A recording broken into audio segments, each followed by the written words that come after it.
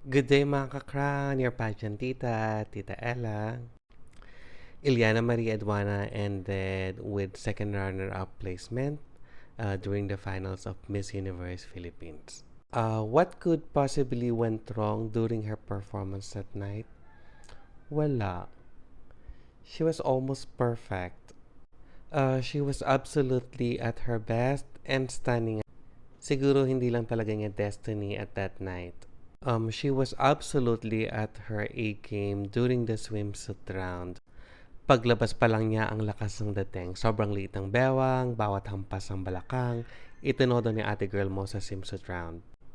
Ang stage presence ay hindi rin matatawaran. Siguradong tututukan mo ang Yana kapag lumampa na sa stage.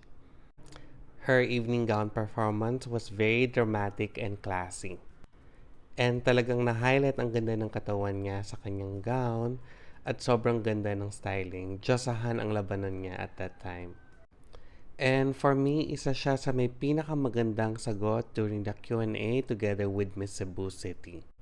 Naisingit niya ang kanyang advocacy and very on point ang kanyang answer. Sabi ng iba, very rehearsed kasi nga maganda talaga siya. If only the Q&A has the highest bearing, siguro siya ang nakakuha ng top crown at that night. Overall, she did an amazing performance. Hopefully, she will return next year kaya siguro hindi siya tumanggap ng ibang crown and ended with a runner-up post. And tulad ng mga nauna sa kanya, baka it will be luckier the third time. Good luck on your pageant journey, Liana, and you're still one of the best at that night.